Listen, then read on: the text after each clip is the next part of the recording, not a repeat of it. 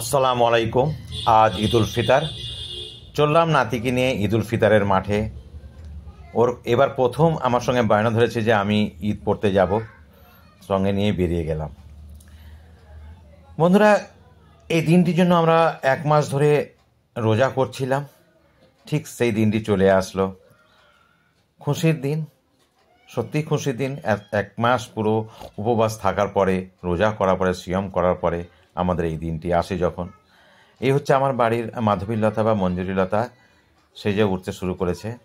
মেলাটা রয়েছে কিন্তু আমার বাড়ি থেকে ওই বাম দিকে যে রয়েছে রাস্তাটা, সেই রাস্তার উপরে সবচেয়ে বেশি। সেদিকে আর গেলাম না। আমরা যাব ঈদগাহ মুখে। আমার বাড়ি থেকে ঈদগাহ দূরত্ব 50 মিটারের মতো। এই বাঁশঝাড়টি পার হলেই ঈদগাহ দেখা যাচ্ছে, দেখতেই পাচ্ছে। সেখানে জমায়েত হয় প্রায় 22টি গ্রামের সমাজ, যারা আমাদের এই ছোটো মহদিপুর 22 ঈদগাহ ময়দান, এই ঈদগাহ মাঠে আমরা জমায়েত হয়েছি। গত বছর 8,000 প্লাস ছিল, এবার আমার ধারণা প্রায় 10,000-এর মতো হয়ে যাবে, কারণ এবার একটু লোকের সংখ্যাটা একটু বেশি। তবে ঈদুল ফিতরে থেকে ঈদুল জোহাতে বেশি লোক আসে, বাইরে কিছু লোক এখনও থেকে যায়। সে যাই হোক, মোটামুটি 10,000 লোক যে এবার হবে, এটা মোটামুটি ধরে নেওয়া হয়েছে। যে যার মতো করে ঈদের নামাজ সমাপ্ত হয়ে গেছে। এবার আমাদের কোলাকুলির পাড়া, সঙ্গে মোসাফা। আমরা এই মোসাফাটা করে একে অপরের সঙ্গে দোয়া পাঠ করি। আর এই দোয়া পাঠটা আমাদের চলে দীর্ঘক্ষণ ধরে।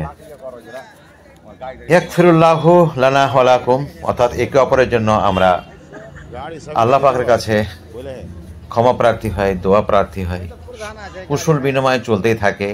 এইটা হয় কি, যারা চলে যাওয়ার চলে যায়। আমরা কিন্তু এমন কিছু মানুষের অপেক্ষায় থাকি যারা সাধারণত কর্মসূত্রে বাইরে থাকে, কিন্তু এই ঈদের দিন ঠিক এই মাঠে উপস্থিত হয়। তো যারা এরকম আমাদের মতো একটুখানি বয়স্ক, তারা একে অপরের সঙ্গে মোসাফা করে, কোলাকুলি করে, মনের মলিনতাকে দূর করে ফেলে। একে অপরের জন্য দোয়া কামনা করি। আল্লাহ পাকের কাছে আমরা দোয়া ক্ষমা প্রার্থী হই, এবং প্রত্যেকের সঙ্গে আমরা যাদের মধ্যে বেশি সক্ষতা আছে তাদের সঙ্গে আমরা কোলাকুলি করি। এমনও দেখা গেছে যে কারোর সঙ্গে কোনো মত বিনিময় করতে গিয়ে মতানৈক্য হয়েছে, হঠাৎ সে এগিয়ে এসে আমার সঙ্গে হয়তো মোসাফা করে ফেলল। অর্থাৎ মনের যে মলিনতাটা, সেটা যেন এইরকম একটা জায়গাতে এসে দূর হয়ে যায়। মান অভিমান সব কিছু যেন একেবারে এখানে কোনো তাচ্ছিল্যের সঙ্গে ছুঁড়ে ফেলা হয়। এখানে মান অভিমানের কোনো পালা থাকে না। বুকে বুক লাগিয়ে জড়িয়ে মনের সঙ্গে সমবয়স্ক, সমমনস্ক সবার সঙ্গে আমরা এভাবে কোলাকুলি করি, দোয়া করি। সব সময় জিনিসটা নিয়ে আসে সম্প্রীতির যেমন উৎসব।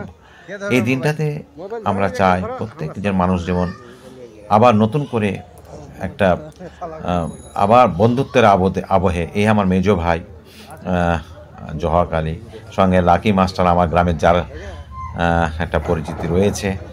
আমরা প্রত্যেকে, এই হচ্ছে আমার বুলেট মামা, আমি সবার সঙ্গেই চেষ্টা করছি একে একে সবার সঙ্গে কুশল বিনিময়, মোসাফা করা যাকে বলি আর কি। বুকে বুক জড়িয়ে সবার সঙ্গে চেষ্টা করি। যারা থেকে গেছে, অনেকে তো চলে গেছে, কারণ আপনারা দেখলেন এত লোক ছিল, এখন তো ফাঁকা হয়ে গেছে মাঠ। যারা আমরা একটু দেরিতে যাই, যেহেতু আমার বাড়িটা পাশেই রয়েছে, আমি খুব একটা তাড়াহুড়া করি না বাড়ি যাওয়ার জন্য। কত বয়স্ক মানুষদের দেখতে পাই, না জানি আগামী বছর এদের সঙ্গে আর সাক্ষাৎ হবে কিনা। মানে স্বাভাবিক নিয়মেই তো অনেকে মৃত্যুর কোলে ঢলে পড়বে, এটা স্বাভাবিক। অনেক বয়স্ক মানুষ কষ্ট করেও কিন্তু ঈদগাহ মাঠে হাজির হয়, তাদের দেখতে পাই।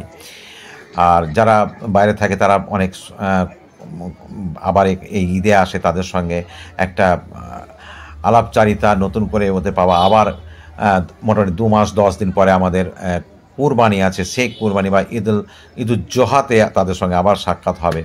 খুব ভালো লাগে এই প্রোগ্রামটা, এই জন্যই মানে আরও যেন সম্পর্কটা গভীর থেকে গভীরতম হয়ে যায় আর কি। একে এদের কি পরিচয় দেব, মানে বিভিন্ন জায়গার মানুষ যখন দেখে তো তাদের পরিচয় খুব একটা প্রাধান্য রাখে না, শুধু দেখতে পাই যে একজন মানুষের সঙ্গে আরেকজন মানুষ কীভাবে আলিঙ্গন মানে এই আমার কলিগ ইলিয়াস মাস্টার সাহেব, সঙ্গে অনেক মাস্টার রয়েছে এখানে আর কি, নামগুলো আর কী বলবো। আর বুজুর্গ ব্যক্তি রয়েছে, অনেক বয়স্ক ব্যক্তি আর কি, যাদের সঙ্গে আমাদের বিলাল সাহেব, রয়েছেন আমার স্টাফ আর কি, আমার স্কুলের বেলাল সাহেব। আর এরকম অনেক মাস্টার আছে, যাক পরিচয় আর আলাদা করে দিচ্ছি না। এইভাবেই সব কলাকলি হওয়ার পর সবাই যখন মাঠ ছাড়ে তখন আমি দেখি শুধু মাঠটার দিকে। আবারও 2 মাস পরে, 2 মাস 10 দিন পরে আবারও মাঠটা ভর্তি হবে একদিন। আবারও আমরা এভাবে কোলাকুলি করতে পারবো, কারণ সেদিন থাকবে কোরবানির দিন। আর কোরবানির দিনের টাইমটা অনেকের কাছে কম থাকে, কারণ একটা কাজ থাকে প্রত্যেক যুবকদের। তো ঈদ ঈদুল ফিতরে যতটা সময় দিতে পারি, হয়তো ঈদুল জোহাতে সেটা পারি না। এবার মাঠ থেকে বেরিয়ে গেলাম বাড়ির অভিমুখে। আমাদের ডাক্তার সাহেব মহিরুদ্দিন, সবাইকে ভালো লাগে। আমার বন্ধুরা অলরেডি চলে গেছে, আমার বাড়িতে চা পর্ব হবে, যার জন্য আমার কাছে ফোনও এসেছিলো। আমি খুব তাড়াহুড়োও করছি। অনেক বন্ধুই আমার বাড়িতে এই দিনটাতে উপস্থিত হয় আর কি, মহামিলনের মতো। বাড়ির অভিমুখে ঠিক বেরিয়ে পড়লাম। মানে এখানে তো 50 মিটার রাস্তা, খুব বেশি না। দোকানপাটে এখন ভিড়টা কমে গেছে, কারণ মারাত্মক ভিড় থাকে সকাল থেকে। আর এই 2-2.5 ঘন্টার এই মেলা, তবে কিছু মেলা আছে যেটা 2 দিনও থাকে, যেটা মেয়েদের মেলাগুলো একটু অন্য প্রান্তে হয়। এবার চলে আসলাম বাড়ি, সেদিকটা যাবো না, সেদিকটা খুব ভিড় আছে এখনও।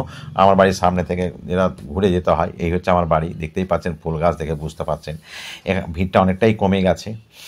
আর এদের বেচাকেনা প্রায় শেষ দিকে, প্রচুর ছিল মাল, এতটা মাল বিক্রি করেছে, মানে বিভিন্ন, এদের দেখতে খুব ভালো লাগে এরা যখন সব শেষ হয়ে যায় আর কি।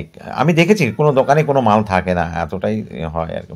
এবং আপনাদের অবাক হবেন, এটা কোনো মুসলিম, এরা অন্য ধর্মের লোক, এরকম একটা আবহ চলছে আমাদের মোথাবাড়িতে, তার মধ্যেও আমরা কতটা সম্প্রীতি রক্ষা করছি। এরা কিন্তু অন্য কাস্টের লোক, তাদের দেখেই বুঝতে পারছেন।